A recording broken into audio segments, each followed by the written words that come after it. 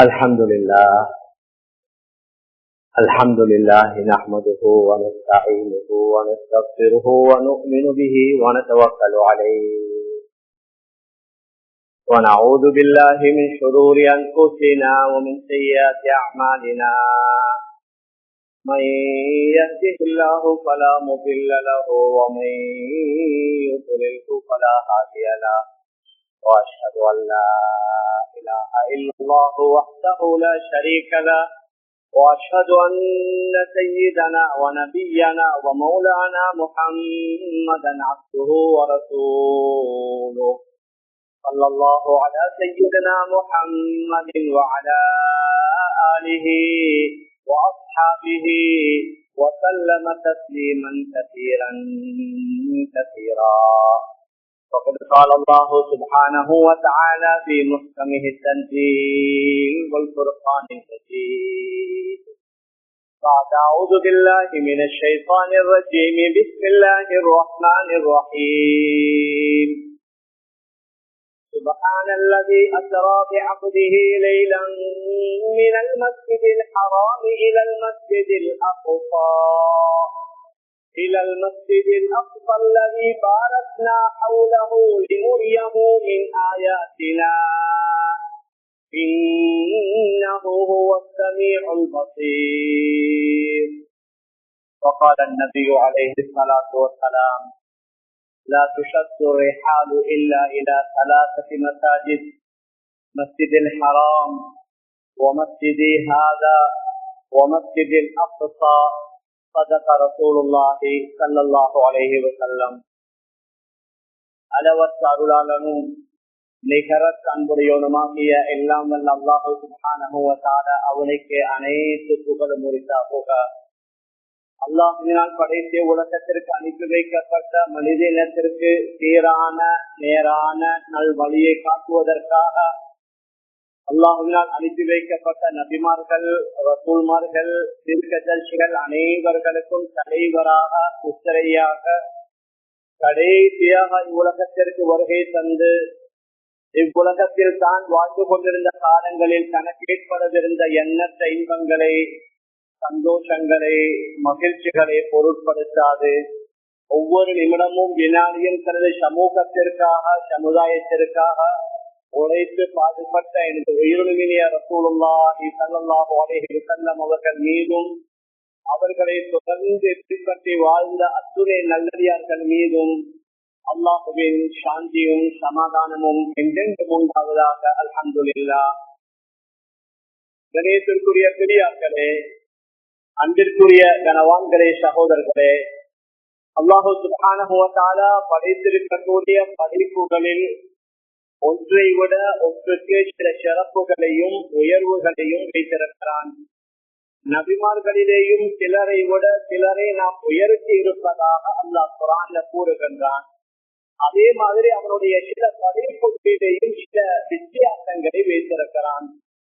காலங்களிலே சிறந்த காலம் ஹதரத் ரசூலுல்லாஹி ஸல்லல்லாஹு அலைஹி வஸல்லம் அவர்களுடைய காலம். கைருல் குரூனி கர்னி, காலத்திலே சிறந்த காலம், நூற்றாண்டில் மிக சிறந்தது என்னுடைய காலம் என்று கூறுவார்கள். வருடங்களில் 4 மாதங்கள் சிறப்பான மாதம். வாரத்திலே ஆக சிறந்த ஒரு தினம் என்றால் ஜும்ஆவுடைய தினம். இரவுகளிலே சிறந்த ஒரு இரவு என்றால் ஒரு இரவு. அதே மாதிரி அல்லாஹ் சுப்ஹானஹு வ தஆலா உலகத்திலே உள்ள சில இடங்களுக்கும் சில சிறப்புகளை மகிமைகளை வைத்திருக்கிறார். உலகத்திலே உள்ள இடங்களிலே ஆக சிறந்த ஒரு இடம் இருக்கின்றது என்றால் அது மக்கா நகரம், பைத்துல்லாஹ் அமைந்திருக்கக்கூடிய அந்த இடம்.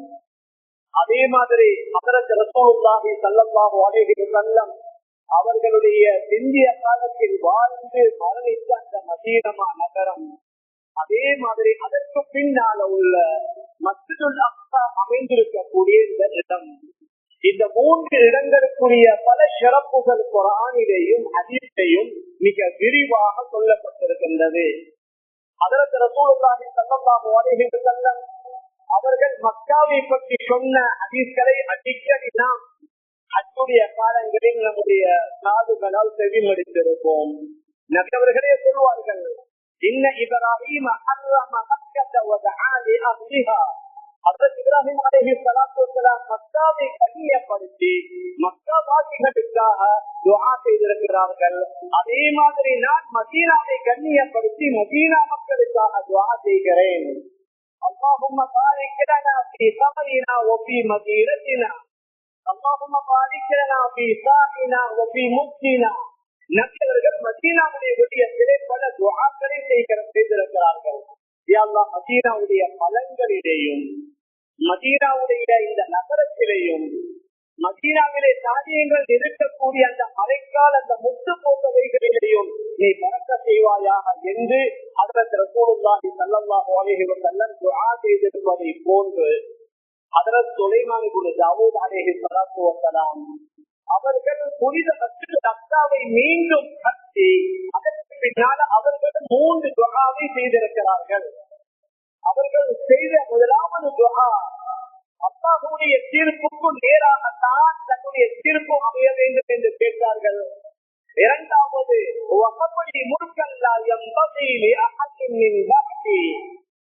வேற யாருக்கும் கொடுக்கப்படாத ஒரு மிகப்பெரிய ஆட்சி தனக்கு கொடுக்கப்பட வேண்டும் என்று. மூன்றாவது துஆவுல, யா அல்லாஹ், இந்த மஸ்ஜிதுக்குள்ள யாரு வந்து தொழுதாலும் அவர்களுடைய அனைத்து பாவங்களும் மன்னிக்கப்பட்டு அந்த பிறந்த பாலகர்களை போன்று திரும்பி செல்ல வேண்டும் என்று செய்த துஆவை ஹஜ்ரத் ரசூலுல்லாஹி ஸல்லல்லாஹு அலைஹி வஸல்லம் ஞாபகப்படுத்தி விட்டு சொன்னார்கள்.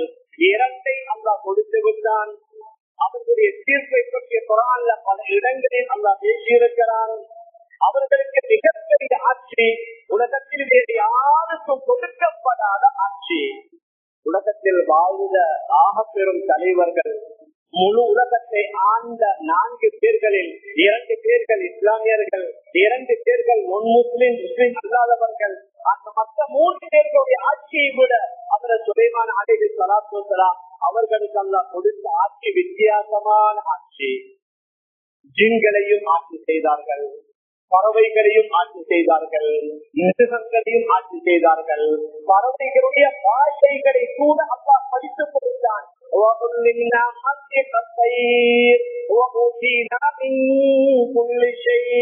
பறவையுடைய பாஷையையும் அல்லாஹ் நமக்கு படித்து தந்தார்.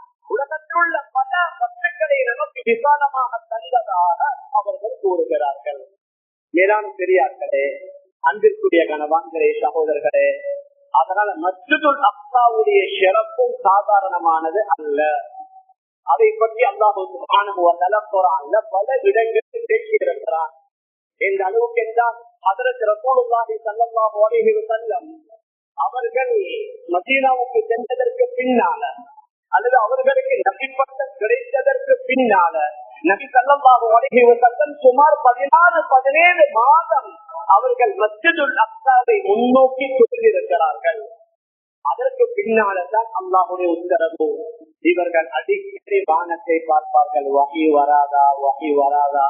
இந்த காபத்துல்லாவை பார்த்து தொழ வேண்டும் என்ற அந்த பேராசையில வானத்தை அடிக்கடி பார்க்கிற நேரத்துல அல்லாஹ் மீண்டும் குர்ஆனுடைய ஆயத்தை இறக்கினான். فَوَلِّ وَجْهَكَ فَسَنَرَى تَقَلُّبَ وَجْهِكَ فِي السَّمَاءِ فَلَنُوَلِّيَنَّكَ قِبْلَةً تَرْضَاهَا وَوَلِّ وَجْهَكَ شَطْرَ الْمَسْجِدِ الْحَرَامِ.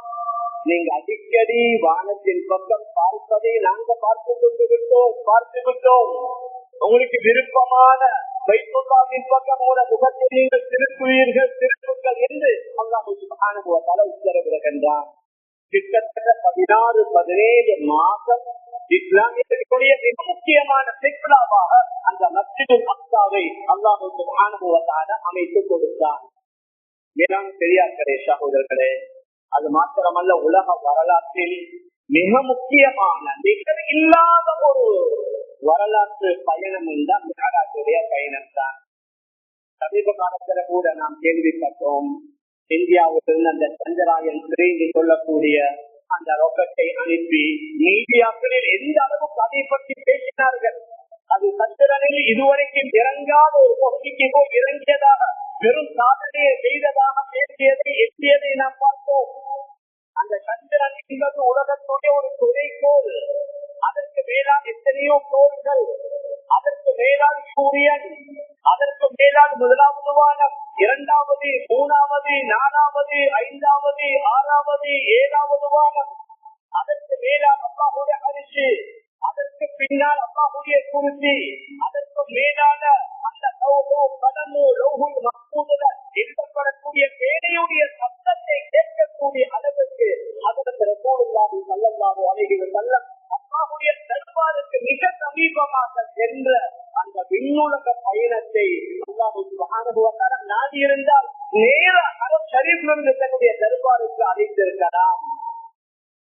ஆனால் இந்த மஸ்ஜிதுல் அக்ஸாவுடைய ஷரஃபை இஸ்லாமிய உம்மத்தினர்கள் விளங்க வேண்டும் என்பதற்காக மதீனாவிலிருந்து மக்காவிலிருந்து நபி ஸல்லல்லாஹு அலைஹி வஸல்லம் மஸ்ஜிதுல் அக்ஸாவுக்கு பிரயாணம் செய்து ஒரே இரவுல அங்க அனைத்து நன்மார்களையும் சந்தித்து அவர்களுக்கு நபி ஸல்லல்லாஹு அலைஹி வஸல்லம் அவர்கள் இமாமத் செய்து அதற்கு பின்னால்தான் நபி அவர்கள் தன்னுடைய அந்த பயணத்தை மேற்கொள்கின்றார்கள். நபி அவர்கள் தொழுத இடம் மஸ்ஜிதுல் அக்ஸா. ஆனால் இங்கு அநேகமானவர்கள் இந்த குப்பத்துல் சக்கரா, அதாவது இந்த சொல்லி ஒரு பெரிய ரத்த வடிவமான ஒரு ரொக்கொண்டு இருக்குது, ஒரு குப்பா ஒன்று இருக்குது. அதை அநேகமானவர்கள் மஸ்ஜிதுல் அக்ஸா என்று நினைக்கிறார்கள். அது அல்லாது பின்னால கட்டப்பட்டது. நபியவர்கள் மெஹராஜுடைய பயணத்துடைய நேரத்தில் தன்னுடைய புறாத்தை அங்குதான் கட்டிவிட்டார்கள். அதற்கு பின்னால மஸ்ஜிதுல் அக்ஸாவுல அனைத்து நபிமார்களையும் அல்லாஹ் சந்திக்க வைக்கின்றான். நபிமார்களுக்கு நபி அவர்கள் இமாமத் செய்கிறார்கள். மேலான பெரியார்களே, சகோதரர்களே, அவ்வாறு குர்ஆன்ல பல மஸ்ஜிதுல் அக்ஸா சம்பந்தமான பல விடயங்களை நாங்கள் பார்க்கலாம். ஹதீஸ் ஷரீஃபிலேயே வருகின்றது. ஹஜ்ரத் அபூ தர் கிஃபாரி ரலியல்லாஹு அன்ஹு கேட்பார்கள், யா ரசூலல்லாஹ், அல் மஸ்ஜித் உதிஅ அவ்வலா, உலகத்தில் முதலாவது கட்டப்பட்ட மஸ்ஜித் எது? நபி அவர்கள் சொன்னார்கள், மஸ்ஜிதுல் ஹராம், இந்த மக்காவிலே உள்ள ஹரம் மஸ்ஜித். அதற்கு பின்னால் கேட்கின்றார்கள், சும்மமாக பின்னால கட்டப்பட்டது எது? நபி அவர்கள் கூறுகிறார்கள், அல் மஸ்ஜிதுல் அக்ஸா. மஸ்ஜிதுல் அக்ஸா அதற்கு பின்னால் இரண்டாவதாக கட்டப்பட்ட மிக பழமை வாய்ந்த ஒரு பள்ளிவாசல். இரண்டுக்கு மத்தியில் உள்ள காலம் வெறும் 40 வருடம். 40 வருட இடைவேளைக்கு பின்னால்தான் மஸ்ஜிதுல் அக்ஸா கட்டப்படுகின்றது. அதே மாதிரி ஹஜ்ரத் மைமூனா பின்துல் ஹாரிஸ் ரலியல்லாஹு அன்ஹா நபியிடத்தில் வந்து கேட்கின்றார்கள், கூறுகிறார்கள், அல்லாஹ்வுடைய ரசூலே, மஸ்ஜிதுல் அக்ஸாவுடைய விடயத்தில் நீங்க எங்களுக்கு ஒரு ஃபத்வா சொல்லுங்க. நபி அவர்கள் சொன்னார்கள், முடியும் அங்க வாங்க, வந்தாங்க சொல்லுங்க.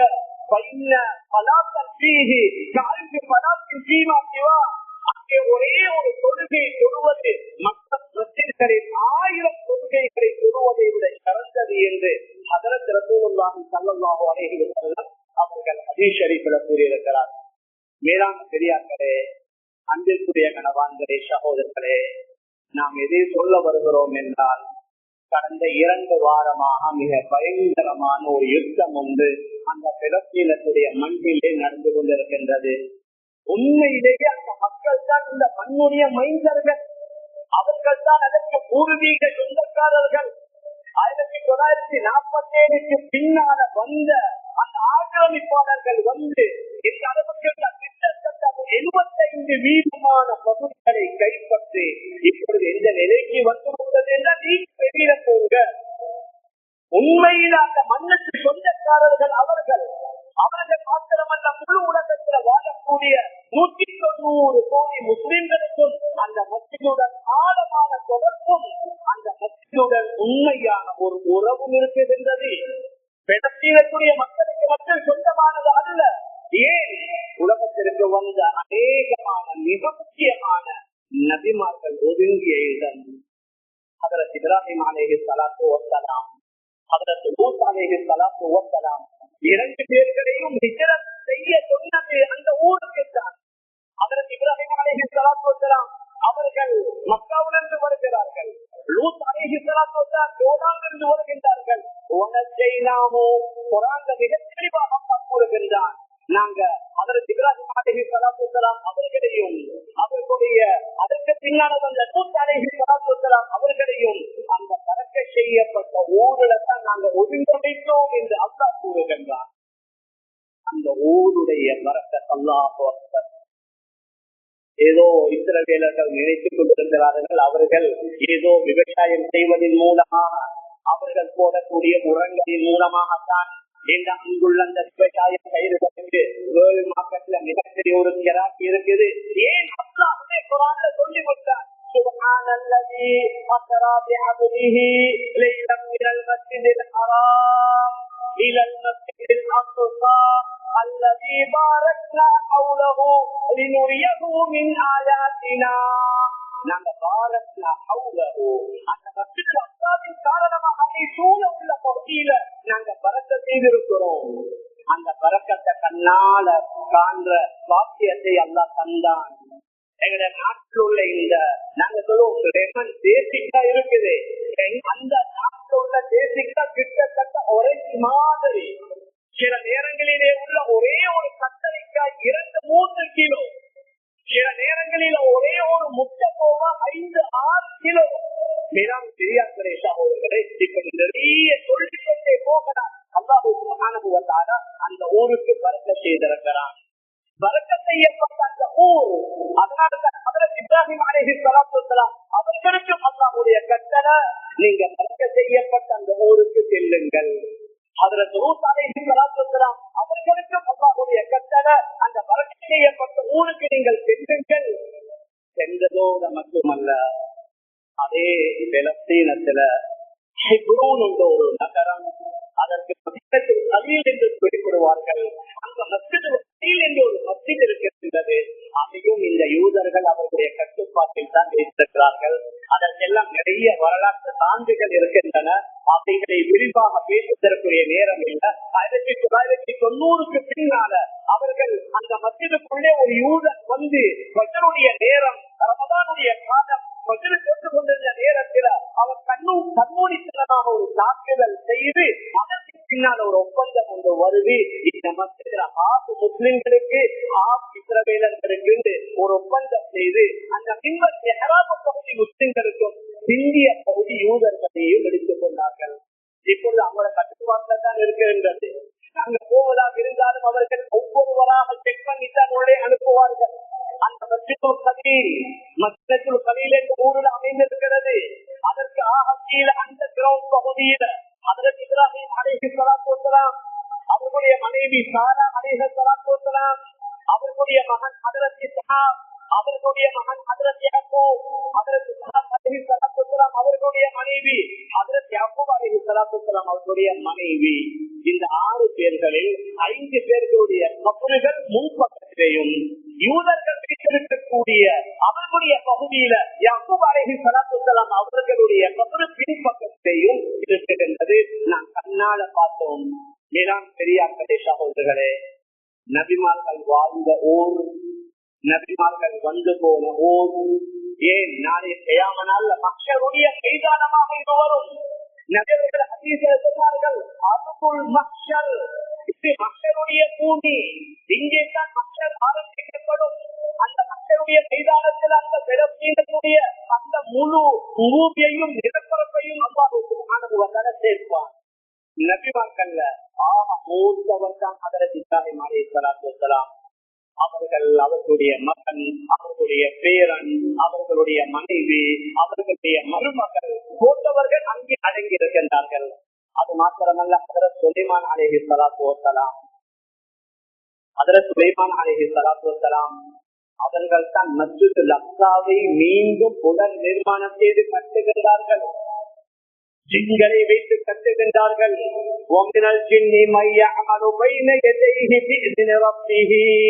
அல்லாஹ்வுடைய அனுமதியை கொண்டு அந்த ஜின்கள் அவர்களுக்கு முன்னால் வேலை செய்கிறார்கள்.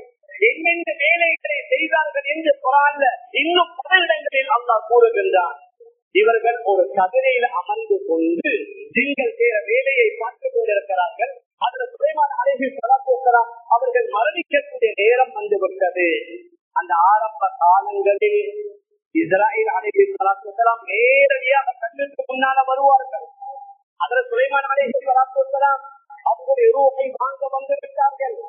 கேட்டார்கள், இப்பொழுது நீங்க என்னுடைய ரூஹை வாங்கினா இந்த நீங்கள் எல்லாம் வேலையை விட்டு சென்றுவார்கள். அதனால் என்னுடைய ரூஹையும் நீங்க வாங்கணும். ஆனா இவர்கள் வேலையை விடக்கூடாது. அதிகமான பகுதி முடிஞ்சிருக்குது, இன்னும் கொஞ்சம் பகுதி தான் மிச்சமாக இருக்குது.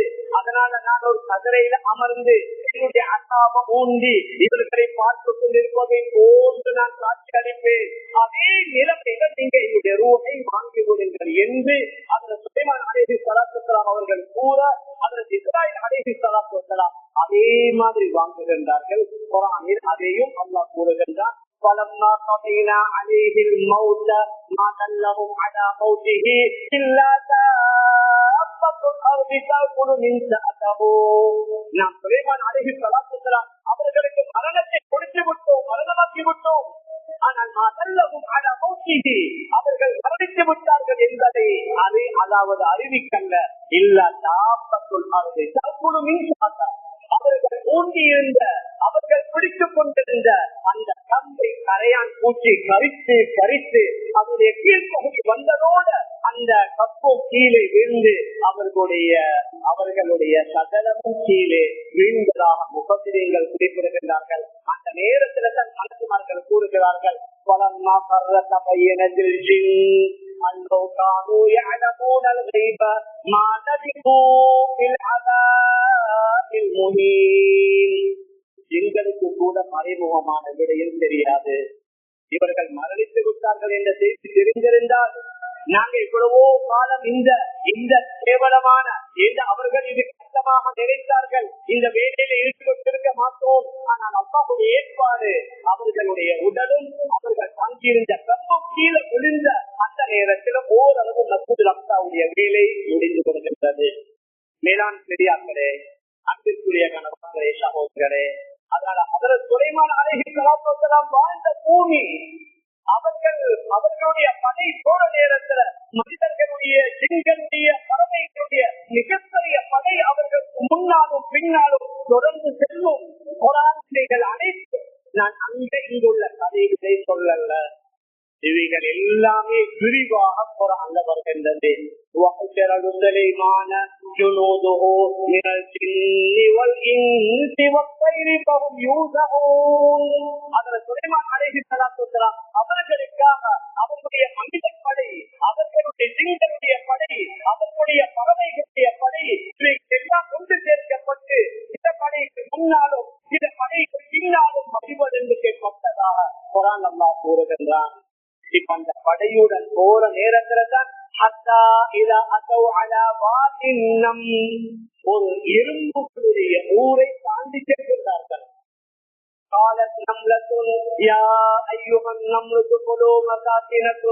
ஒரு எறும்பு கூறுகின்றது, எறும்பு பட்டாளத்தை பார்த்து, நீங்க அவங்களோட பொஞ்சுகளுக்குள்ள நீங்க நுழைந்து விடுங்கள்.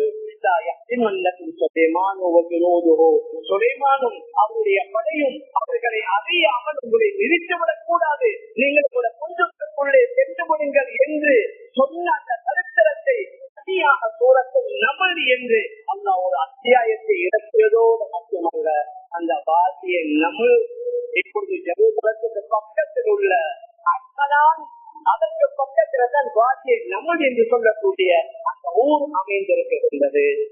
மேலாண் பெரியார்களே, அன்பிற்குரிய கணவான்களே, சகோதரர்களே, ஹஜ்ரத் மரியம் அலைஹிஸ்ஸலாத்து வஸ்ஸலாம் அவர்களை மெஹராபுக்குள்ளே வைத்து வளர்த்தது ஹஜ்ரத் ஜக்கரியா அலைஹிஸ்ஸலாத்து வஸ்ஸலாம். இவைகள் ஒவ்வொன்றும் தனியான ஒரு வரலாற்று சம்பவங்கள். ஹஜ்ரத் மரியம் அலைஹிஸ்ஸலாத்து வஸ்ஸலாம் அவர்கள் பிறக்கிற நேரத்தில் அவர்களுடைய தந்தை இம்ரான் மரணித்து விடுகின்றார். அதனால அவர்களை யாரு பொறுப்பெடுப்பது என்பது மிக முக்கியமான ஒரு பேச்சு பொருளாக அமைந்து அதற்கு பின்னால தீர்த்து போட்டு பார்த்து அதுல ஹஜ்ரத் ஜக்கரியா அலைஹிஸ்ஸலாத்து வஸ்ஸலாம் அவர்களுடைய பெயர் வந்ததாக சூரா ஆல இம்ரான்ல அல்லாஹ் மிக விரிவாக அதை பற்றி சொல்லி இருக்கிறார். ஹஜ்ரத் ஜக்கரியா அலைஹிஸ்ஸலாத்து வஸ்ஸலாம் ஹஜ்ரத் மரியம் அலைஹிஸ்ஸலாத்து வஸ்ஸலாம் அவர்களை அதாவது வளர்க்கக்கூடிய பொறுப்பை எடுக்கின்றார்கள். எங்க அந்த மஸ்ஜிதுல் அக்ஸாவுடைய மிஹ்ராப்ல, மஸ்ஜிதுல் அக்ஸாவுடைய அந்த கிரவுண்ட் பகுதியில அங்கதான் இந்த மிஹ்ராப் என்று சொல்லக்கூடிய மாடம். இப்பொழுது நாங்க பார்க்கிறது மஸ்ஜிதுல் அக்ஸாவுடைய மேல் பகுதி, அதற்கு இன்னும் கீழ்பகுதி இருக்குது. அந்த கீழ்பகுதியில தான் மிஹ்ராப் என்று சொல்லக்கூடிய மாடம். அதற்கு இமாம்கள் அறை என்றும் கூறுகிறார்கள். அந்த அறைக்குள்ள வைத்துதான் ஹஜ்ரத் மரியம் அலைஹிஸ்ஸலாத்து வஸ்ஸலாம் அவர்களை ஹஜ்ரத் ஜக்கரியா அலைஹிஸ்ஸலாத்து வஸ்ஸலாம் கண்காணித்து பாதுகாத்து வளர்க்கின்றார்கள். குர்ஆன்ல சூரா ஆல இம்ரான் அதையும் அல்லாஹ் கூறுகின்றான். كلما دخل عليها زكريا المحراب وجد عندها رزقا. ஹஜ்ரத் ஜக்கரியா அலைஹிஸ்ஸலாத்து வஸ்ஸலாம் அந்த அறைக்குள்ளே நுழையும் பொழுதெல்லாம் வித்தியாசமான உணவுகளை பெற்றுக் கொள்வார்கள். தப்சீரில் எழுதப்பட்டிருக்கிறது, கடும் குளிரான காலம் பிறப்பினத்துல கோடை காலத்துடைய பழங்கள் அவர்களுக்கு முன்னால இருக்கும். கடும் வெயிலான காலம் குளிர்காலத்துடைய உணவு வகைகள் அங்கே இருக்கும். ஜக்கரியா அலைஹிஸ்ஸலாத்து வஸ்ஸலாம் கேட்பார்கள், யா மரியமு அன்னா லகி ஹாதா. மரியம், இது உங்களுக்கு எங்கிருந்து கிடைத்தது? நான் கொண்டு வந்த தரல, வேறு யாரும் இந்த அறைக்கு வர முடியாது. அவர்கள் தான் கூட்டி சாவியை வைத்திருந்தார்கள். மரியம், இது உங்களுக்கு எங்கிருந்து கிடைத்தது? அதற்கு மரியம் அலைஹிஸ்ஸலாத்து வஸ்ஸலாம் சொன்னார்கள், இது என்னுடைய அல்லாஹ்வுடைய புறத்திலிருந்து வந்தது. அல்லாஹ் சுப்ஹானஹு வ தஆலா அவருடைய பரசுதரத்தை காட்டுகின்றான்.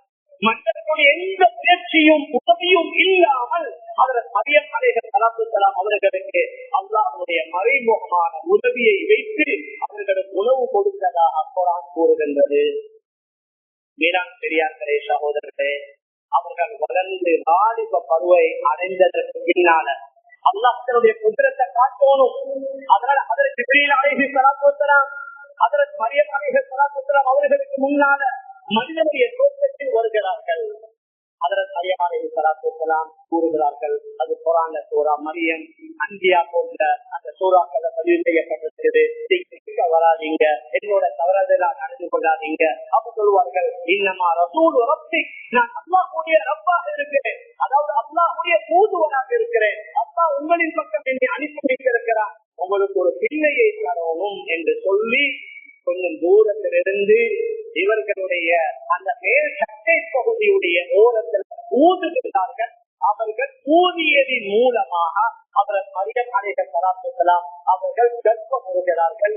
இப்பொழுது அவர்களுக்கு நான் திருமணம் முடிக்காமல், அதாவது பிள்ளை உண்டாகி விட்டது, என்னுடைய ஊர் மக்கள் என்ன சொல்வார்கள் என்று நினைத்துத்தான் அந்த மஸ்ஜிதுல் அக்ஸாவுடைய அந்த மெஹராப் பகுதியிலிருந்து கொஞ்சம் தொலைவில் உள்ள ஒரு இடத்திற்கு செல்கிறார்கள். அந்த இடத்துல தான் ஹஜ்ரத் ஈசா அலைஹிஸ்ஸலாத்து வஸ்ஸலாம் அவர்களை பெற்றெடுக்கின்றார்கள். அந்த இடத்திற்கு தான் பைத்தலஹம் என்று பெயர் வைக்கப்பட்டிருக்கின்றது. அங்க பெரிய ஒரு தேவாலயம் ஒன்று கிறிஸ்தவ கொண்டு கட்டப்பட்டு, அதுவும் அந்த அந்த பகுதியில தான் இவர்கள் குழந்தையை பெற்றெடுத்த அந்த இடத்தை அவர்கள் பாதுகாத்து வைத்திருக்கிறார்கள். இதுதான் பெரியார்களே, அன்பிற்குரிய கணவான்களே, சகோதரர்களே, நாம் எதை சொல்லிக் கொண்டு வாரோம் என்றால் ஒரு நபியுடைய வரலாறு அல்ல, பல மிக முக்கியமான நபிமார்கள், ஹஜ்ரத் இப்ராஹிம், ஹஜ்ரத் சுலைமான், ஹஜ்ரத் இஸ்ஹாக், ஹஜ்ரத் யாக்கூப் அலைஹிஸ்ஸலாத்து வஸ்ஸலாம் போன்ற மிக முக்கியமான நபிமார்களுடைய வரலாறுகள் நேரடியாக நிகழ்ந்த பல நிகழ்வுகள் நடந்த அந்த மண் அல்லதா பெருசியனத்து மண். எங்களோட முழு ஏசியாவுல ஏதாவது ஒரு இடம் அல்லது யாராவது ஒருவர் அவருடைய விஷயத்துல குர்ஆனுடைய ஆயத் இறங்கியதாக அப்படி ஒன்றுமே இல்லை. முழு ஏசியாவுல ஒரு பகுதியை காட்டிடுமா, ஒரு நபரை காட்டிடுமா, அவருடைய விஷயத்துல குர்ஆன் ஏதாவது இறங்கி இருக்குதான்னு சொல்லி அந்த பெடஸ்தீனத்துடைய முழு மண்ணையும் பார்த்தாலும் எங்க சென்றாலும் யாராவது ஒரு நல்லவருடைய சரித்திரம் அந்த இடத்துடன் பதிந்துதான் இருக்கின்றது. ஹஜ்ரத் மூஸா அலைஹிஸ்ஸலாத்து வஸ்ஸலாம் அவர்களும் கடைசி நேரம் புகாரியில பதிவாக இருக்கிற ஹதீஸ். ஹஜ்ரத் மூஸா அலைஹிஸ்ஸலாத்து வஸ்ஸலாம் அவர்களுடைய மரணத்துடைய நேரம் வந்துருச்சு. அப்போதும் இஸ்ராயீல் அலைஹிஸ்ஸலாத்து வஸ்ஸலாம் வந்து விட்டார்கள் இவருடைய ரூஹை கைப்பற்ற. அவர்கள் சொன்னார்கள், அவருடைய ரூஹை கைப்பற்ற நான் வந்திருக்கிறேன். புகாரில வர சஹீஹான ஹதீஸ். இவர்கள் ஓங்கி கன்னத்திலே அடிக்கின்றார்கள். இப்பொழுது அவர்களுடைய கண் பார்வையும் சென்று அல்லாஹ்க்கு போய் கூறுகிறார்கள், ஒரு ஆளுடைய ரூஹை வாங்க சொன்னாயே, அவர் மரணிக்க திரும்புகிறார், இல்ல அவருடைய கன்னத்திலே அடித்து விட்டார். இப்பொழுது அல்லாஹ் சொல்லி அனுப்புகின்றான், நீங்க போய் அவர்கிட்ட கேளுங்க, இன்னும் எவ்வளவு காலம் வாழ விரும்புறீங்க உலகத்துல, உங்களுக்கு விருப்பம் தான் நீங்க ஒரு கால மாசத்துக்கு மேலால உங்களோட கைய வைங்க. உங்களோட கைக்கு கீழால எத்தனை முடிகள் வருமோ, எத்தனை மயிர்கள் வருமோ, ஒரு முடிக்கு ஒரு மயிருக்கு ஒரு வருஷம் வீதம் உங்களுக்கு நாங்க வாழ்நாள தாரோம். அவரை சோசாலாம் கேட்காங்க, சும்மமாதா அதற்கு பின்னால் என்ன நடக்கும் சொன்னாங்க. சும்மல் மௌத், அதுக்கு பின்னால மரணிக்கத்தான் வேண்டும். மூசா அலைஹிஸ்ஸலாம் சொன்னார்கள், அப்படி இருந்தா இப்பவே நீங்க என்னுடைய ரூஹ வாங்குங்க. ஆனா ஒரே ஒரு நிபந்தனை, மஸ்ஜிதுல் அக்ஸாவுக்கு பக்கத்துல என்னை கொண்டு போய் நிறுத்தி அங்க வைத்து என்னுடைய ரூஹ நீங்க வாங்குங்க. அந்த இடத்துல ஒரு கல் எரிந்தால் அது மஸ்ஜிதுல் அக்ஸாவுல அந்த புதுசுக்குள்ள முழுவற மாதிரி மஸ்ஜிதுல் அக்ஸாவுக்கு பக்கத்துல என்னை கொண்டு போய் நிறுத்தி என்னுடைய ரூஹ நீங்க வாங்குங்க அதற்கு மூசா அலைஹிஸ்ஸலாம் கூறுகிறார்கள். அதே மாதிரி நாங்க ஜோர்டான்ல இருந்து ஒரு போர்டர் இருக்குது, அதற்கு பிரிச்சு சொல்லுவார்கள். அந்த பிரிச்சை தாண்டி அக்காவுக்கு போய் கொண்டிருக்கிற நேரத்துல தான் ஒரு மலைப்பாங்கான பகுதி, கீழே மெயின் ரோட், இடது பக்கத்துல மேல பெரிய ஒரு மஸ்ஜித். அந்த மஸ்ஜிதுக்குள்ளே அதுல மூசா அலைஹிஸ்ஸலாம் அவர்களுடைய கபரு அதையும் தரிசிக்கக்கூடிய தியாரா செய்யக்கூடிய சந்தர்ப்பத்தை அல்லாஹ் தந்தான்.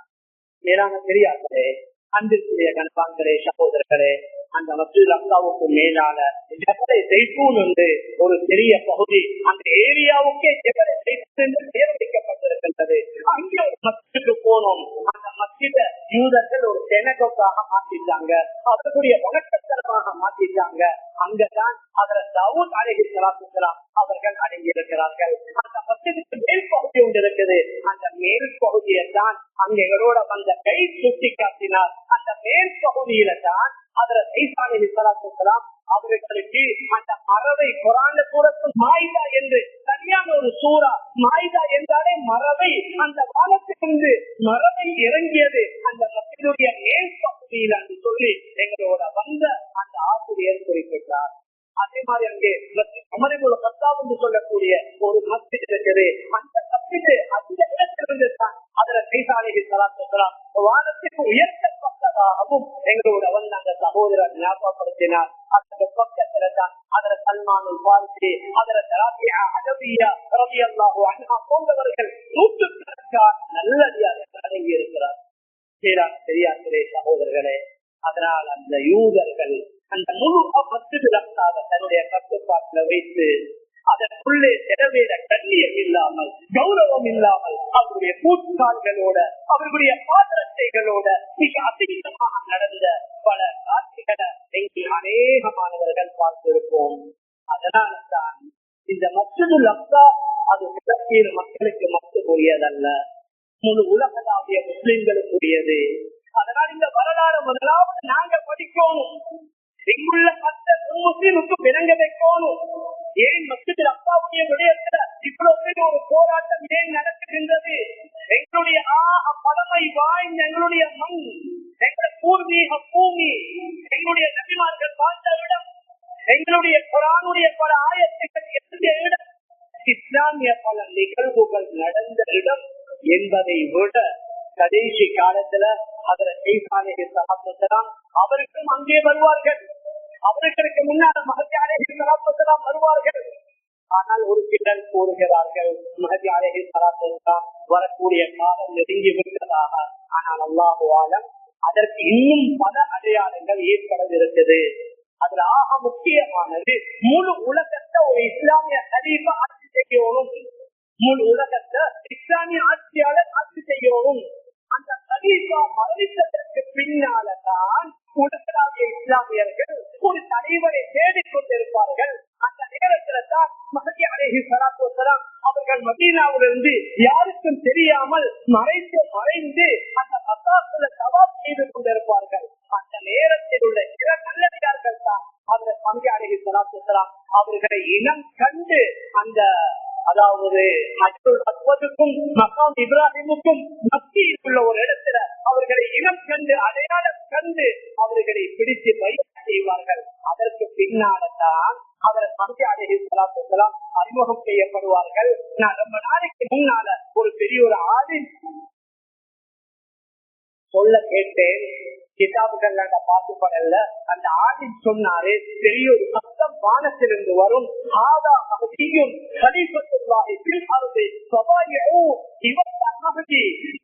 முஸ்லிம்களுடைய கலீஃபா, நீங்க பையன் செய்யுங்க ஒரு சத்தம் ஒன்று வரும். அந்த சத்தத்தை கேட்டவுடன் அந்த பகுதியில் உள்ள அனைவர்களும் சேர்ந்து அவருடன் பையன் செய்து அவர்களுடைய அந்த படை வரும் கிடக்கிறது.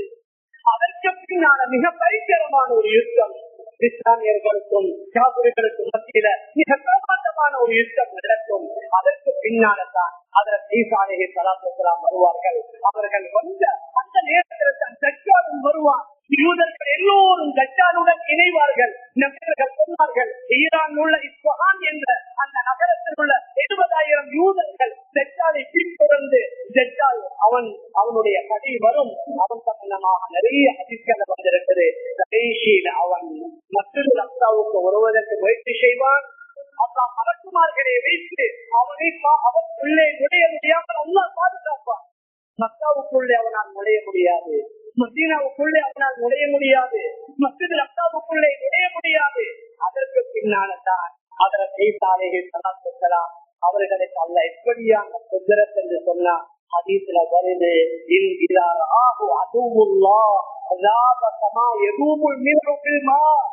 அல்லாஹ்வுடைய விரோதி தைத்தான் அதற்கு ஈசா அலைஹிஸ்ஸலாம் அவர்களை கண்டால் உப்பு கரைவதை போன்று கரைய ஆரம்பித்து விடுவான்.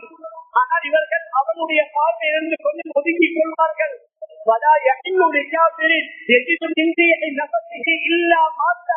எந்த ஒரு காபிர் அதற்கு ஈசா அலைஹிஸ்ஸலாம் விடக்கூடிய மூச்சுடைய அந்த வாழையை முகத்தாலும் மரணிப்பார்கள்.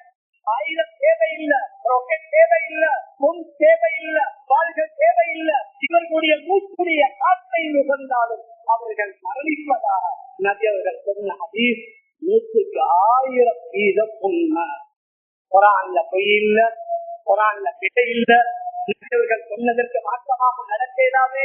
அப்படி நடந்து கொண்டிருக்கிற நேரத்துல தான் அதற்கு ஈசா அலைஹிஸ்ஸலாம் தஜ்ஜாலை தேடி தேடி கடைசியில பாபிலுக்கு ஒரு இடம் இருக்குது.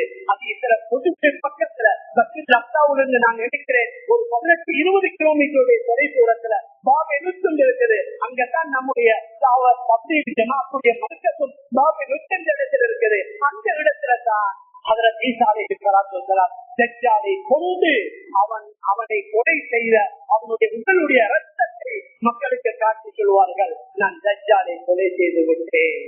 அதற்கு பின்னால் உள்ள எல்லா வேத வாக்கிகளும் இஸ்லாத்தை ஏற்க முயற்சிப்பார்கள், இஸ்லாத்தை ஏற்றுக்கொள்வார்கள். ஆனால் அவர்களுடைய ஈமானை அல்லாஹ் ஏற்றுக்கொள்ள மாட்டார். குர்ஆன்ல மிக தெளிவாக வருது, وَإِن مِّنْ أَهْلِ الْكِتَابِ إِلَّا لَيُؤْمِنَنَّ بِهِ قَبْلَ مَوْتِهِ.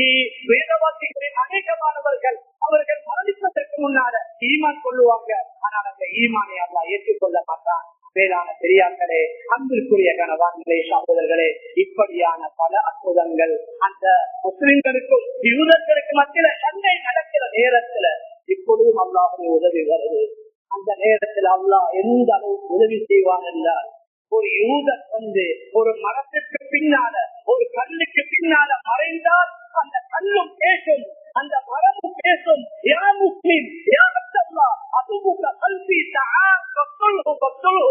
முஸ்லிமே, ஏ அல்லாஹ்வுடைய அடியானே, உன்னுடைய விரோதி இந்த யூதன் பின்னால மறைந்திருக்கிறான். இவனை கொள்ளு, இவனை வெற்றி. கற்களும் பேசும், மரங்களும் பேசும். இல்ல நீங்க கூகுள்ல போயிட்டு சர்ச் பண்ணி பாருங்க. என்று சொல்லக்கூடிய அந்த மரத்தை தவிர அந்த மரம் மாத்திரம் யூதர்களை காட்டிக் கொடுக்காது, பாதுகாக்கும். இப்ப பல மில்லியன் கணக்கான மரங்களை பல மில்லியன் தொடர்கள் செலவழித்து அந்த வருத்தத்தில் மரத்தை யூதர்கள் வளர்க்கிறார்கள். ஏன் விரைவுல எங்களுக்கும் உங்களுக்கு மத்தியில சண்டை வந்தா இந்த மரம் மட்டும் இவரை காட்டிக் கொடுக்காது. அவர்களுக்கு அந்த அளவுக்கு நம்பிக்கை. மேலான பெரியார்களே, அன்பிற்குரிய கணவான்களே, சகோதரர்களே, அதனால மிக முக்கியமான 10 அடையாளங்கள்ல ஒரு அடையாளம் தான் அது வெற்றி கொள்ளப்பட்டு அது முழுமையாக முஸ்லிம்களுடைய கைகளில் வரும். அது அல்லாஹ் இந்த உடனேயா அல்லது பின்னாலேயா சொல்ல முடியாது. அல்லாஹ்வுடைய நாட்டப்படி அது நடக்கும். ஆனால் நிச்சயமாக மஸ்ஜிதுல் அக்ஸா அது இஸ்லாமியர்களுடைய கைகள்ல நிச்சயமாக வரும். நபி அவர்கள் சொன்ன அந்த பின்னால் உள்ள அடையாளங்கள் அது நடந்தே தீரும்.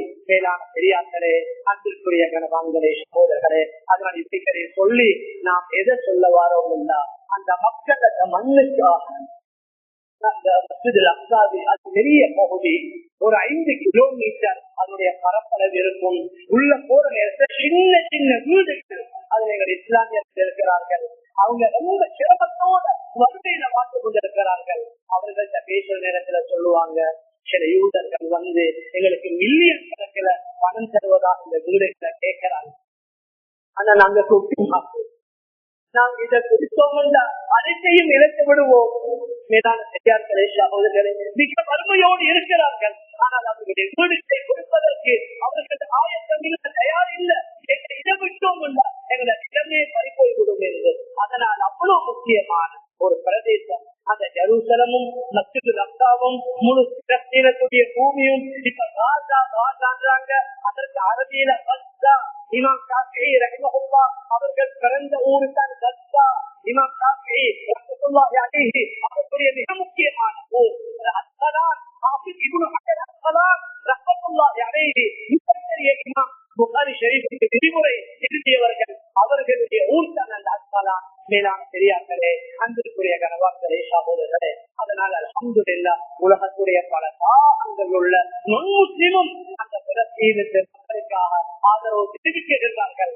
ஆனால் நாங்கள் வித்தியாசமாக இங்கிருந்து நாங்க பெரிசா ஒன்றும் செய்ய முடியாவிட்டாலும் கூட எங்களால எது முடியுமோ அதை செய்வோம். விசேஷமாக நோன்புகளை பிடிப்போம், விசேஷமாக தனிமையில துஆ கேட்போம். நாங்க எல்லாரும் கூட்டான துஆ கண்டிப்பா ஈடுபடுவோம். அது 5 தொழுகையில் ஓதுற குனூத்தாக இருக்கலாம், அது மற்ற துஆக்களாக இருக்கலாம். நான் எதை சொல்ல வாரேன்டா, எங்களையும் ஒரு தியாகம் ஒன்று வரணும், எங்களையும் ஒரு முஜாஹதா ஒன்று வரணும். அங்க நடக்கிற யுத்தங்களையும் அங்க நடக்கிற பயிற்சிகளையும் இவர் அவர் அடிச்சாரு, அவர் இவரை கொண்டாரு, அவங்க அப்படி இது சொல்லி ஷேர் பண்ற அந்த சோசியல் மீடியாவோட கால நேரத்தில் கண்டிப்பதை விட கொஞ்ச நேரம் தனிநீர் உட்கார்ந்து திக்ர்களை செய்வோம், குர்ஆன்களை ஓதுவோம், நஃபில் தொழுகைகளை சொல்லுவோம்.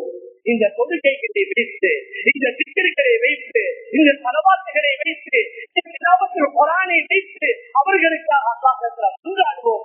அல்லாஹ் பல உத்திகளை அல்ஹம்துலில்லாஹ் செய்து கொண்டிருக்கிறான். மேலான பெரியார்களே, அன்பிற்குரிய கணவான்களே, சகோதரர்களே, அதனால் எங்களால முடிவானது கூட்ட செய்யற அமல்களுடன் தனிமையில நான் ஒரு முஜாஹதா செய்தேன். நான் கஷ்டப்பட்டு சிரமப்பட்டு ஒரு நோன்பை பிடித்த நேரத்துல, நோன்பு திறக்கிற நேரத்தில் அவர்களுக்காக துஆ செய்வோம். அந்த மக்கள் பல நாட்களாக மின்சாரமும் இல்ல, தண்ணீரும் இல்ல, உண்ணுவதற்கு உணவும் இல்ல. ஒரு 10 நிமிஷம் கரண்ட் போன எங்களுக்கு எப்படி இருக்கும்? ஆனா அவர்களுடைய ஹாஸ்பிட்டலும் அடிக்கப்பட்டு அந்த சிறுவர்களுக்கோ பெரியவர்களுக்கோ மருந்துகளும் இல்லாமல் கொஞ்சம் நாங்கள் நினைச்சு பார்த்தோம். ஆனால் 2 வாரம் அவர்கள் உறுதியாகத்தான் இருக்கிறார்கள். பெரியார்களே, அன்பிற்குரிய கணவான்களே, சகோதரர்களே, அதனால நாங்கள் ஒரு தியாகம் ஒன்று செய்வோம். எங்களுடைய சின்ன சின்ன தியாகத்தை பார்த்து அல்லாஹ் இறக்கப்படலாம். இரவுல 2 மணி 3 மணி நல்ல கூட்டம் போற நேரம் எழுப்புவோம். ஒரு நாள் சொல்லுவோம், தஹஜ்ஜுதை தொழுது அல்லாஹ் மன்றாடுவோம். மேலான பெரியார்களே, சகோதரர்களே, அதனால எந்தெந்த வகையில அவர்களுக்கு எங்களால அல்லாஹ்வுடைய புறத்தில் உதவிகளை கொண்டு சேர்க்க முடியுமோ அந்த உதவிகளை செய்வதோட எங்கள் அந்த விரோதிகள் அவர்களுக்கு ஆகப்பெரிய தரக்கணம் உலகத்துடைய வல்லரசு நாடு எங்களோட, அவர்களுடைய ஆயுதங்கள் எங்களோட, எங்களை யாரும் அசைக்கேறான்னு நடிச்சு கொண்டிருக்கிறாங்க. அவர்களுடைய ஆகக்கூடிய பலமாக நினைப்பது அவர்களுடைய பொருளாதாரத்தை. அதனால எந்தெந்த பொருள்களால அவர்களுடைய பொருளாதாரம் மேலோங்கி கொண்டிருக்கிறதோ அதனால் விரிவாக சொல்ல தேவையில்லை. அவைகளை பகிர்ப்போம், அவைகளை விடுவோம். அதை சாப்பிடாமல் குடிக்காமல் இருந்ததால் நாங்கள் மரணிக்க போறல்ல. ஆனால் ஒட்டுமொத்த உலகளாவிய இஸ்லாமியர்கள் எல்லோரும் ஒன்றாக சேர்ந்து அவர்களுடைய உற்பத்தி பொருட்களை நாங்கள் பகிர்ந்தளித்தோம் என்று சொன்னார். பில்லியன் கணக்கான நஷ்டங்கள் வரும். சில நேரத்துல அந்த நேரத்தில் அவர்கள் அதை பற்றி கவலைப்படுவார்கள். சில வேலை கொஞ்சம் முடிந்து போற நிலைமைகள் ஏற்படும். மேலான பெரியார்களே, அன்பிற்குரிய கணவான்களே, சகோதரர்களே, அதனால் இந்த நல்ல நேரத்துல ஆக முக்கியமான ஒன்று எங்கட பாவங்கள், எங்கட தவறுகள், எங்கட குற்றங்கள் விட்டுதான் அல்லாஹ்ட்ட துஆ செய்யணும். பாவங்களோட துஆ கேட்டா அது சிலவே அல்லாஹ் சில நேரத்தை ஏற்றுக்கொள்வானோ தெரியாது. அதான் எங்கள் அன்றாடம் நடக்கிற தவறுகள், திருமணத்துல, விளையாட்டுகள்ல மற்றும் உண்டான பரிசல்கள்ல, கூத்துக்கள், கும்மானங்கள், களியாட்டங்கள், டான்ஸுகள், பாடல்கள் இவைகளை நிச்சயம் இல்லாமல் ஆக்கிவிட்டு அமல்களை ஈடுபட்டு அல்லாஹ் மன்றாடுவோம். அந்த விரோதிகளுடைய உற்பத்தி பொருட்களை முழுக்க நாங்கள் பகிர்ந்தளித்தோம். அதை விட்டு நாங்கள் நீக்கிக் கொண்டோம் என்றால் ஓரளவு எங்களால் முடியுமானவைகள் தான் நிச்சயம்